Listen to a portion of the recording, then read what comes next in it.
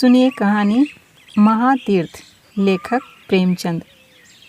इंद्रमणि की आमदनी कम थी और खर्च ज़्यादा।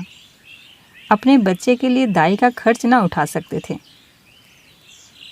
लेकिन एक तो बच्चे की पालन पोषण की फिक्र और दूसरे अपने बराबर वालों से हेठे बनकर रहने का अपमान इस खर्च को सहने पर मजबूर करता था।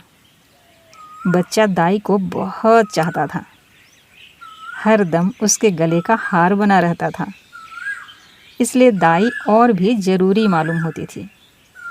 पर शायद सबसे बड़ा कारण यह था कि वह मुरौवत के वश दाई को जवाब देने का साहस नहीं कर सकते थे। बुढ़िया उनके यहाँ 3 साल से नौकर थी। उसने उनके इकलौते लड़के का लालन पालन किया था। अपना काम बड़ी मुस्तैदी और परिश्रम से करती थी। उसे निकालने का कोई बहाना नहीं था और व्यर्थ खुचड़ निकालना इंद्रमणि जैसे भले आदमी के स्वभाव के विरुद्ध था।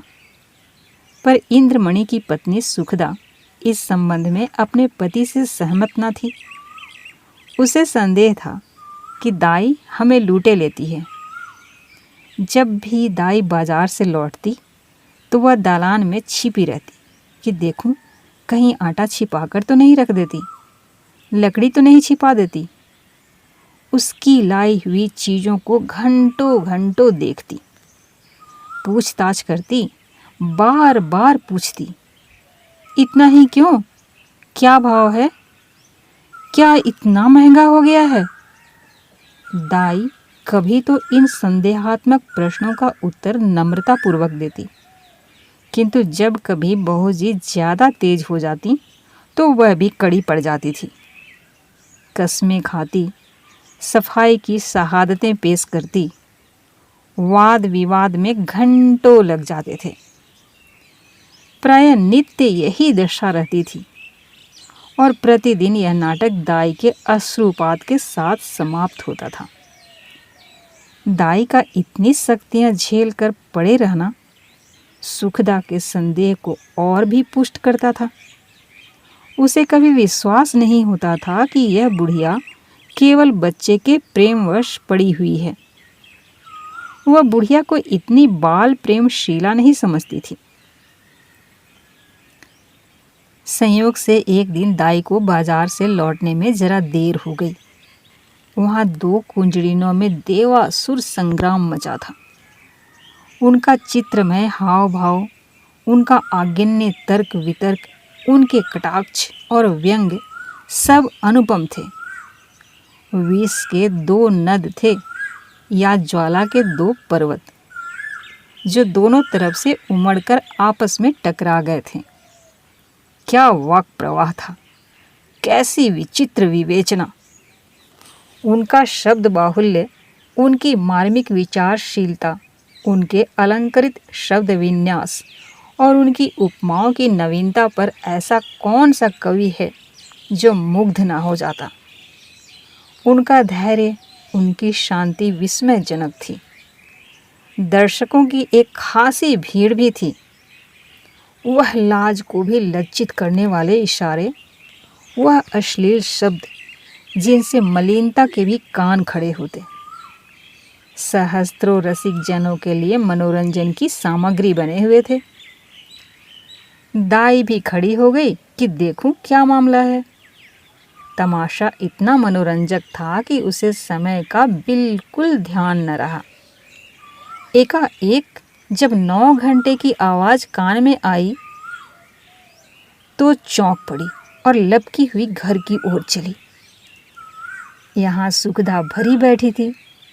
दाई को देखते ही त्योरी बदल कर बोली, क्या बाजार में खो गई थी क्या? दाई विनयपूर्वक भाव से बोली, एक जान पहचान की महरी से भेंट हो गई थी बहू जी, वह बातें करने लगी। सुखदा इस जवाब से और भी चिढ़कर बोली, यहाँ दफ्तर जाने को देर हो रही है और तुम्हें सैर सपाटे की सोचती है। परंतु दाई ने इस समय दबने में ही कुशल समझी। बच्चे को गोद में लेने चली, पर सुखदा ने झिड़क कर कहा, रहने दो, तुम्हारे बिना वह व्याकुल नहीं हुआ जाता। दाई ने इस आज्ञा को मानना आवश्यक नहीं समझा। बहू जी का क्रोध ठंडा करने के लिए इससे उपयोगी और कोई उपाय न सूझा। उसने रुद्रमणि को इशारे से अपने पास बुलाया। रुद्रमणि दोनों हाथ फैलाए लड़खड़ाता हुआ उसकी ओर चला। दाई ने उसे झट से गोद में उठा लिया और दरवाजे की तरफ चली, लेकिन सुखदा बाज की तरह झपटी और रुद्र को उसकी गोद से छीनकर बोली, तुम्हारी धूर्तता बहुत दिनों से देख रही हूं। यह तमाशे किसी और को दिखाइयो, यहां जी भर गया। दाई रुद्र पर जान देती थी और समझती थी कि सुखदा इस बात को जानती है। उसकी समझ में सुखदा और उसके बीच यह ऐसा मजबूत संबंध था जिसे साधारण झटके तोड़ न सकते थे। यही कारण था कि सुखदा के कटु वचनों को सुनकर भी उसे यह विश्वास न होता था कि मुझे निकालने पर प्रस्तुत है। सुखदा ने यह बातें कुछ ऐसी कठोरता से कहीं और रुद्र को ऐसी निर्दयता से छीन लिया कि दाई से सहन न हो सका। बोली, बहू जी, मुझसे कोई बड़ा अपराध तो नहीं हुआ, बहुत तो पाँव घंटे की देर हुई होगी। इस पर आप इतना बिगड़ रही हैं तो साफ साफ क्यों नहीं कह देती कि दूसरा दरवाज़ा देखो। नारायण ने पैदा किया है तो खाने को भी देगा, मजदूरी का अकाल थोड़े ही है। सुखदा ने कहा, तो यहाँ तुम्हारी परवाह ही कौन करता है? तुम्हारी जैसी लौंडी ने गली गली ठोकरे खाती फिरती हैं। दाई ने जवाब दिया, हाँ, नारायण आपको कुशल से रखें। लौंडी ने और दाइयाँ आपको तो बहुत मिलेंगी। मुझसे जो कुछ अपराध हुआ हो क्षमा कीजिएगा, मैं जाती हूँ। सुखदा बोली, जाकर मर्दाने में अपना हिसाब कर लो। दाई ने कहा, मेरी तरफ से रुद्र बाबू को मिठाइयाँ मंगवा दीजिएगा। इतने में इंद्रमणि भी बाहर से आ गए। पूछा, क्या है क्या? दाई ने कहा, कुछ नहीं बाबूजी, बहू जी ने जवाब दे दिया है, जाती हूँ घर। इंद्रमणि गृहस्थी के जंजाल से इस तरह बचते थे जैसे कोई नंगे पैर वाला मनुष्य कांटों से बचे। उन्हें सारे दिन एक ही जगह खड़े रहना मंजूर था, पर कांटों में पैर रखने की हिम्मत न थी। खिन्न होकर बोले, बात क्या हुई? सुखदा ने कहा, कुछ नहीं, अपनी इच्छा जी नहीं चाहता। नहीं रखते? किसी के हाथों बिक तो नहीं गए? इंद्रमणि ने झुंझलाकर कहा, तुम्हें तो बैठे बैठे एक न एक खूचड़ सूझती रहती है। सुखदा ने तिनक कर कहा, हाँ हाँ, मुझे तो इसका रोग है ना, क्या करूं, स्वभाव ही ऐसा है। तुम्हें यह बहुत प्यारी है तो ले जाकर गले में बांध लो, मेरे यहाँ जरूरत नहीं। दाई घर से निकली तो आंखें डबडबाई हुई थी। हृदय रुद्रमणि के लिए तड़प रहा था। जी चाहता था कि एक बार बालक को लेकर प्यार कर लूं, पर यह अभिलाषा लिए हुए ही उसे घर से बाहर निकलना पड़ा। रुद्रमणि दाई के पीछे पीछे दरवाजे तक आया, पर दाई ने जब दरवाज़ा बाहर से बंद कर दिया तो वह मचलकर जमीन पर लेट गया और अन्ना अन्ना कहकर रोने लगा।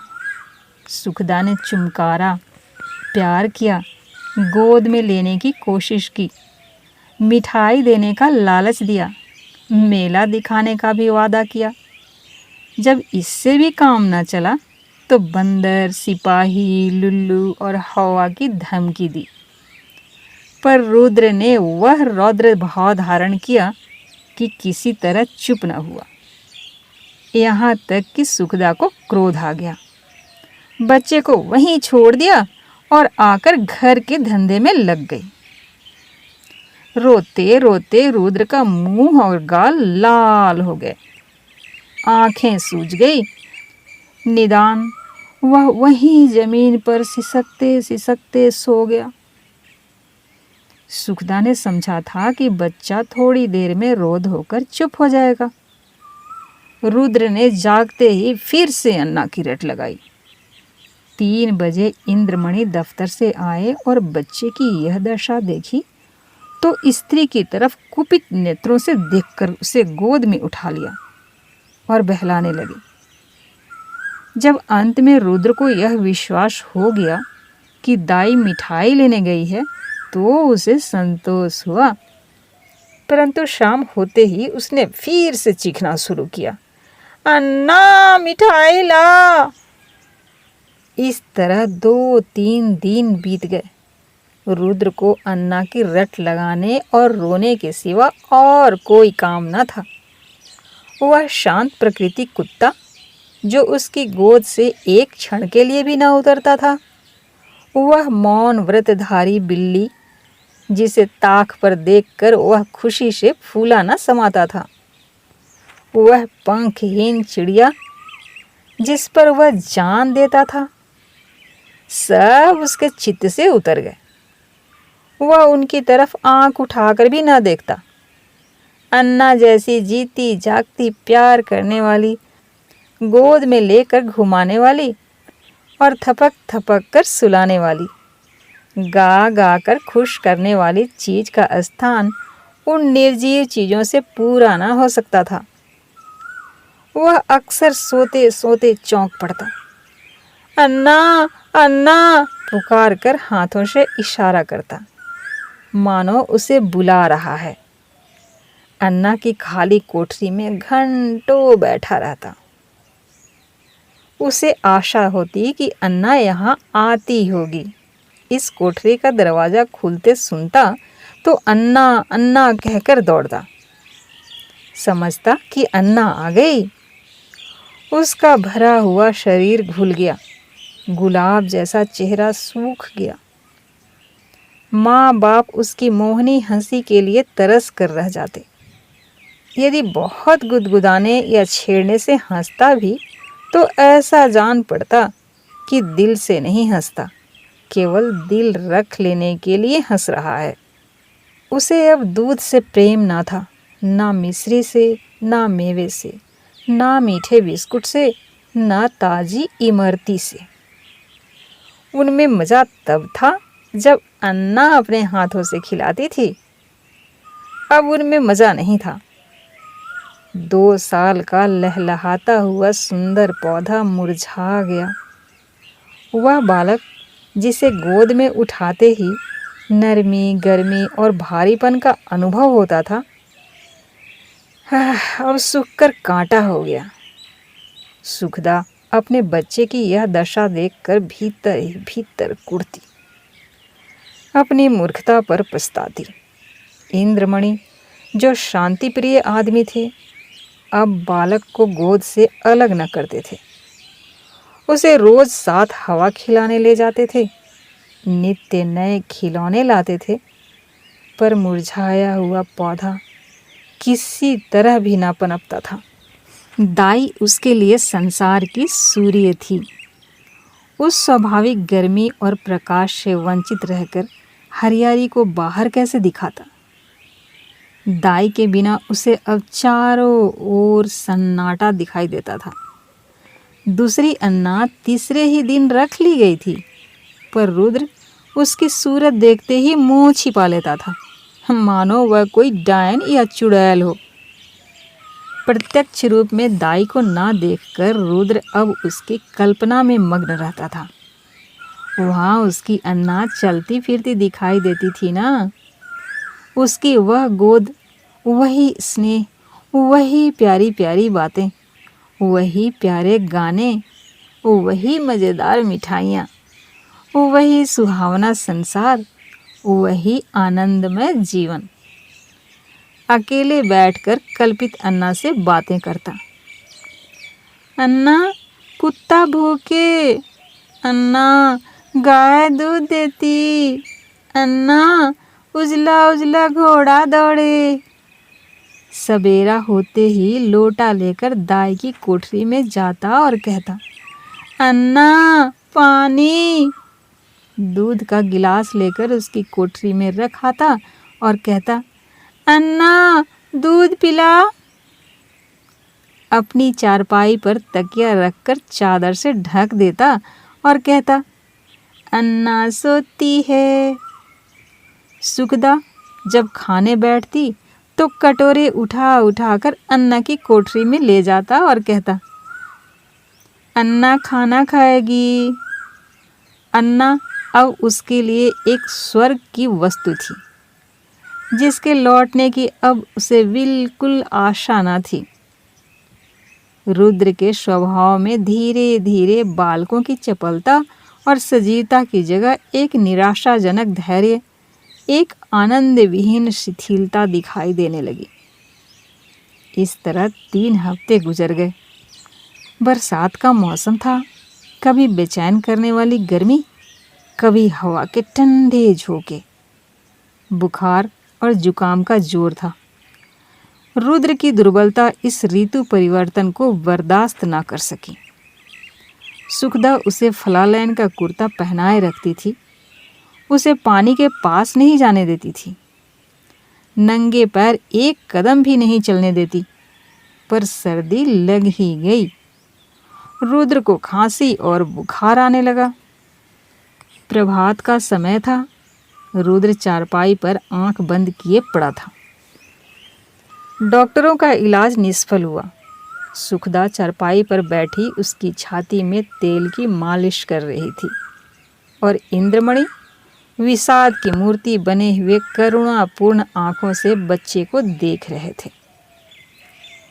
इधर सुखदा से बहुत कम बोलते थे। उन्हें उससे एक तरह की घृणा सी हो गई थी। वह रुद्र की बीमारी का एकमात्र कारण उसी को समझते थे। वह उनकी दृष्टि में बहुत ही नीच स्वभाव की स्त्री थी। सुखदा ने डरते डरते कहा, आज बड़े हाकिम साहब को बुला लेते, शायद उनकी दवा से फायदा हो। इंद्रमणि ने काली घटाओं की ओर देखकर रुखाई से जवाब दिया, बड़े हाकिम नहीं, यदि धनवंतरी भी आवे तो भी उसे कोई फायदा ना होगा। सुखदा ने कहा, तो क्या अब किसी की दवा ना होगी? इंद्रमणि बोले, बस इसकी एक ही दवा है और अलभ्य है। सुखदा ने कहा, तुम्हें तो बस वही धुन सवार है, क्या बुढ़िया आकर अमृत पिला देगी? इंद्रमणि बोले, वह तुम्हारे लिए भले ही विष हो, पर लड़के के लिए अमृत ही होगी। सुखदा ने कहा, मैं नहीं समझती कि ईश्वर इच्छा उसके अधीन है। इंद्रमणि बोले, यदि नहीं समझती हो और अब तक नहीं समझी तो रोगी, बच्चे से हाथ धोना पड़ेगा। सुखदा ने कहा, चुप भी रहो, क्या शुभ मुंह से निकालते हो? यदि ऐसी ही जली कटी सुनानी है तो बाहर चले जाओ। इंद्रमणि ने कहा, तो मैं जाता हूं, पर याद रखो यह हत्या तुम्हारी ही गर्दन पर होगी। यदि लड़के को तंदुरुस्त देखना चाहती हो ना, तो उसी दाई के पास जाओ, उससे विनती और प्रार्थना करो, क्षमा मांगो।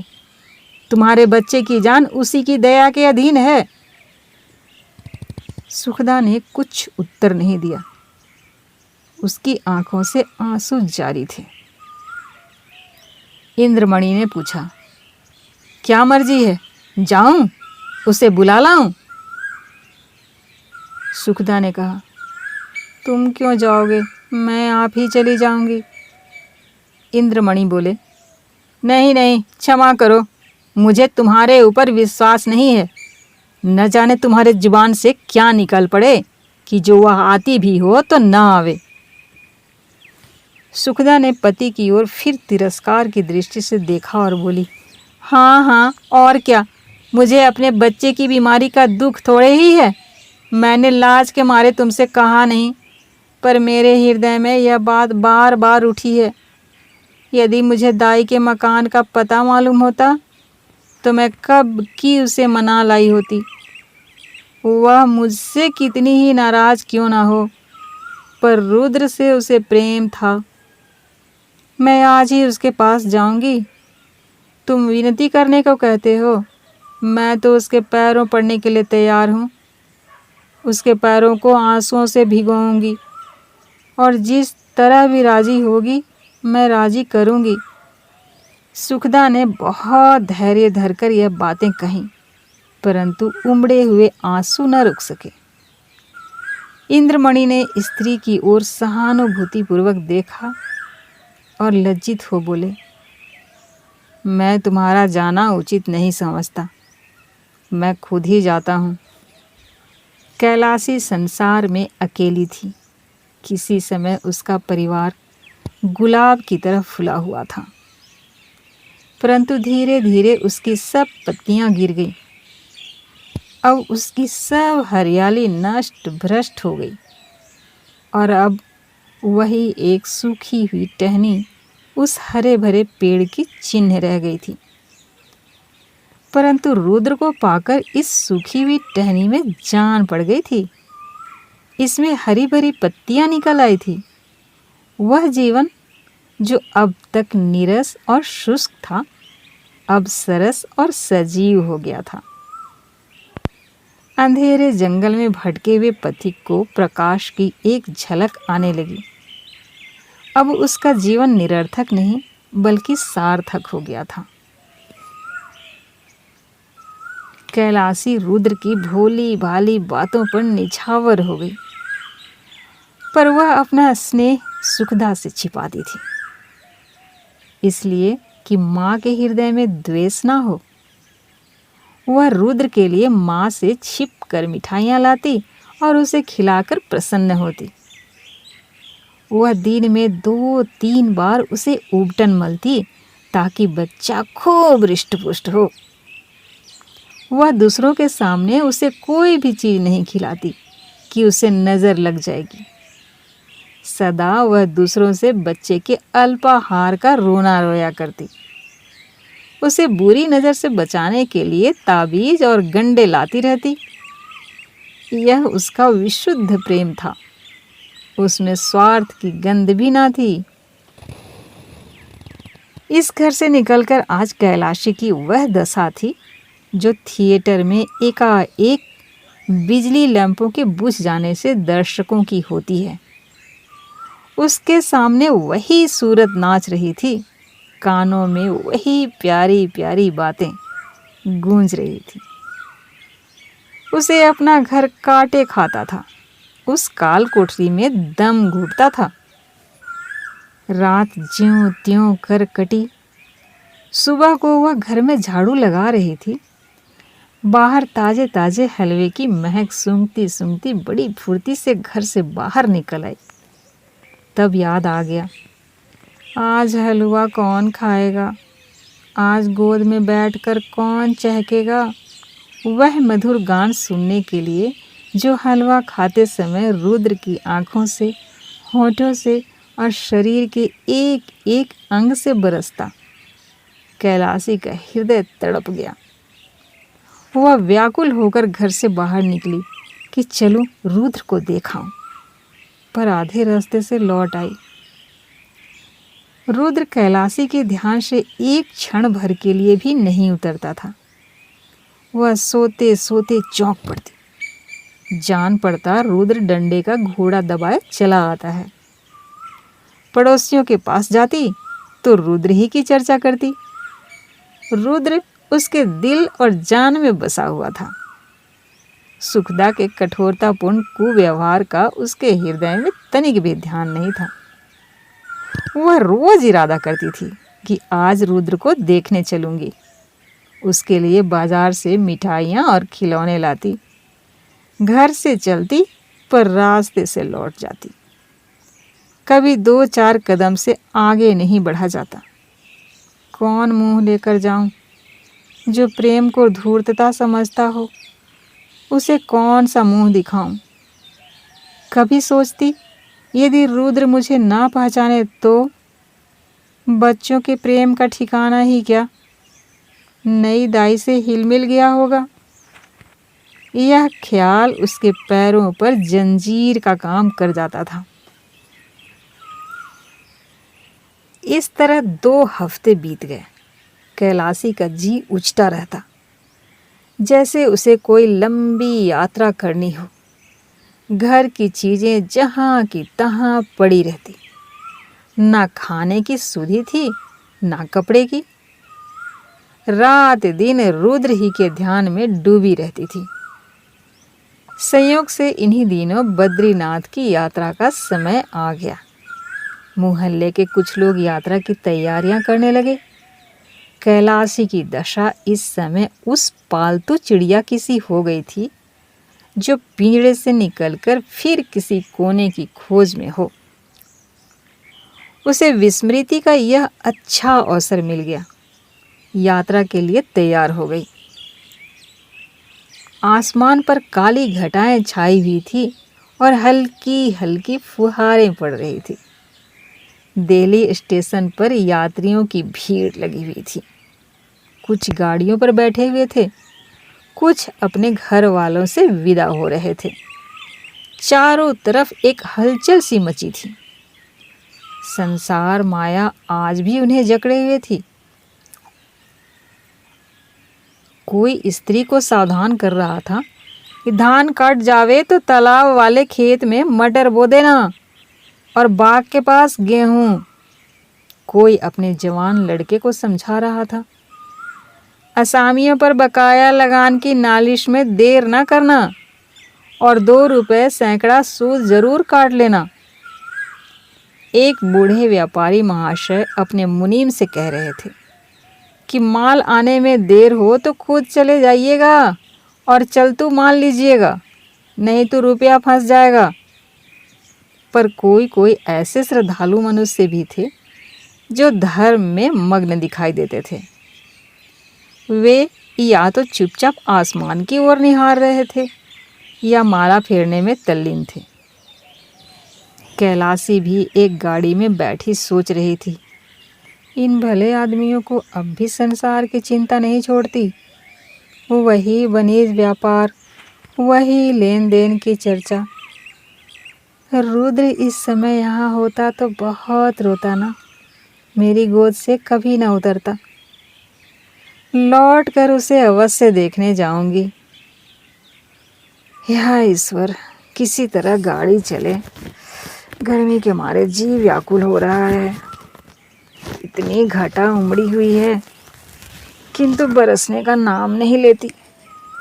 मालूम नहीं यह रेलवे वाले क्यों देर कर रहे हैं। झूठ मूठ इधर उधर दौड़ते फिरते हैं। यह नहीं कि झटपट गाड़ी खोल दें, यात्रियों की जान में जान आवे थोड़ी। एकाएक उसने इंद्रमणि को बाइसिकल लिए प्लेटफॉर्म पर आते देखा। उसका चेहरा उतरा हुआ और कपड़े पसीने से तर थे। वह गाड़ियों में झांकने लगे। कैलाशी केवल यह जताने के लिए कि मैं भी यात्रा करने जा रही हूँ, गाड़ी से बाहर निकल आई और इंद्रमणि उसे देखते ही लपक कर करीब आ गए और बोले, क्यों कैलाशी, तुम भी यात्रा को चली? कैलाशी ने सगर्व दीनता से उत्तर दिया, हाँ, यहाँ क्या करूँ, जिंदगी का कोई ठिकाना नहीं, मालूम नहीं कब आंखें बंद हो जाएं। परमात्मा के यहाँ मुंह दिखाने का भी तो कोई उपाय होना चाहिए ना। रुद्र बाबू अच्छी तरह है? इंद्रमणि बोले, अब तो जा ही रही हो, रुद्र का हाल पूछकर क्या करोगी? उसे आशीर्वाद देती रहना। कैलाशी की छाती धड़कने लगी। घबरा कर बोली, उनका जी अच्छा नहीं है क्या? इंद्रमणि बोले, वह तो उसी दिन से बीमार है कैलाशी, जिस दिन तुम वहाँ से निकली। 2 हफ्ते तक उसने अन्ना अन्ना की रट लगाई। अब 1 हफ्ते से खांसी और बुखार में पड़ा है। सारी दवाइयाँ करके हार गया, कुछ फ़ायदा ना हुआ। मैंने सोचा था कि चलकर तुम्हारी अनुनय विनय करके लिवा लाऊंगा। क्या जाने तुम्हें देखकर उसकी तबीयत संभल जाए, पर तुम्हारे घर पर आया तो मालूम हुआ कि तुम यात्रा करने जा रही हो।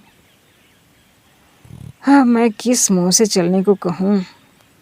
तुम्हारे साथ सलूक ही कौन सा अच्छा किया था जो इतना साहस करूं। फिर पुण्य कार्य में विघ्न डालने का भी डर है। जाओ भाई, उसका ईश्वर मालिक है। आयु शेष है तो बच ही जाएगा, अन्यथा ईश्वरी गति में किसी का क्या वश। कैलाशी की आंखों के सामने अंधेरा छा गया। सामने की चीजें तैरती हुई मालूम होने लगी। हृदय भावी अशुभ की आशंका से दहल गया। हृदय से निकल पड़ा, या ईश्वर, मेरे रुद्र का बाल बांका ना हो। प्रेम से गला भर आया। विचार किया, मैं कैसी कठोर हृदय हूँ। प्यारा बच्चा रो रो कर हलकान हो गया है और मैं उसे देखने तक नहीं गई। सुखदा का स्वभाव अच्छा नहीं ना सही, किंतु रुद्र ने मेरा क्या बिगाड़ा था कि मैंने माँ का बदला बेटे से लिया। ईश्वर, मेरा अपराध क्षमा करो। प्यारा रुद्र मेरे लिए तड़प रहा है। इस ख्याल से कैलाशी का कलेजा मसोस उठा और आंखों से आंसू बह निकले। मुझे क्या मालूम था कि उसे मुझसे इतना प्रेम है। नहीं मालूम बच्चे की क्या दशा है। भयातुर होकर बोली, दूध तो पीते हैं ना। इंद्रमणि बोले, तुम दूध पीने को कहती हो, उसने 2 दिन से आंखें तक नहीं खोली। कैलाशी, या मेरे परमात्मा। अरे कुली, कुली बेटा, आकर मेरा सामान गाड़ी से उतार दे। अब मुझे तीर्थ जाना नहीं सूझता। हाँ बेटा, जल्दी कर। बाबूजी, देखो कोई एक्का हो तो ठीक कर लो जल्दी। एक्का रवाना हुआ। सामने सड़क पर बग्गियां खड़ी थी। घोड़ा धीरे धीरे चल रहा था। कैलाशी बार बार झुंझलाती थी और एक्का वान से कहती थी, बेटा जल्दी कर, मैं तुझे कुछ ज़्यादा दे दूंगी। रास्ते में मुसाफिरों की भीड़ देखकर उसे क्रोध आता था। उसका जी चाहता था कि घोड़े के पर लग जाते। लेकिन इंद्रमणि का मकान करीब आ गया तो कैलाशी का हृदय उछलने लगा। बार बार हृदय से रुद्र के लिए शुभ आशीर्वाद निकलने लगा। ईश्वर करे सब कुशल मंगल हो। एक्का इंद्रमणि की गली की ओर मुड़ा। अकस्मात कैलाशी के कान में रोने की ध्वनि पड़ी। कलेजा मुंह को आ गया। सिर में चक्कर आ गया। मालूम हुआ नदी में डूबी जाती हूँ। जी चाहा कि एक्के पर से कूद पड़ूं, पर थोड़ी ही देर में मालूम हुआ कि कोई स्त्री मायके से विदा हो रही है। तब संतोष हुआ। अंत में इंद्रमणि का मकान आ पहुंचा। कैलाशी ने डरते डरते दरवाजे की तरफ ताका, जैसे कोई घर से भागा हुआ अनाथ लड़का शाम को भूखा प्यासा घर आए। दरवाजे की ओर सटकी हुई आंखों से देखे कि कोई बैठा तो नहीं है। दरवाजे पर सन्नाटा छाया हुआ था। महाराज बैठा सुरती मल रहा था। कैलाशी को जरा सा ढाढ़स हुआ। घर में बैठी तो नई दाई पुलटिस पका रही है। हृदय में बल का संचार हुआ। सुखदा के कमरे में गई तो उसका हृदय गर्मी के मध्याह्न काल के सदृश से कांप रहा था। सुखदा रुद्र को गोद में लिए दरवाजे की ओर एकटक ताक रही थी। दुख और करुणा की मूर्ति बनी थी। कैलाशी ने सुखदा से कुछ नहीं पूछा। रुद्र को उसकी गोद से ले लिया और उसकी तरफ सजल नैनों से देखकर कहा, बेटा आंखें खोलो। रुद्र ने आंखें खोली। क्षण भर दाई को चुपचाप देखता रहा। तब एकाएक दाई के गले से लिपट कर बोला, अन्ना आई, अन्ना आई। रुद्र का पीला मुरझाया हुआ चेहरा खिल उठा, जैसे बुझते हुए दीपक में तेल पड़ जाए। ऐसा मालूम हुआ मानो वह कुछ बढ़ गया है। 1 हफ्ता बीत गया। प्रातःकाल का समय था। रुद्र आंगन में खेल रहा था। इंद्रमणि ने बाहर से आकर उसे गोद में उठा लिया और प्यार से बोले, तुम्हारी अन्ना को मार कर भगा दें?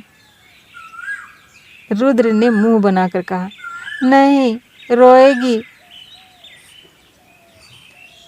कैलाशी बोली, क्यों बेटा, तुमने तो मुझे बद्रीनाथ नहीं जाने दिया। मेरी यात्रा का पुण्य फल कौन देगा? इंद्रमणि ने मुस्कुराकर कहा, कैलाशी, तुम्हें उससे कहीं अधिक पुण्य हो गया। यह तीर्थ महातीर्थ है। यह थी प्रेमचंद की कहानी महातीर्थ। उम्मीद है कहानी आपको पसंद आई। अच्छा, तो हम चलते हैं और एक नई कहानी के साथ फिर मिलते हैं। धन्यवाद।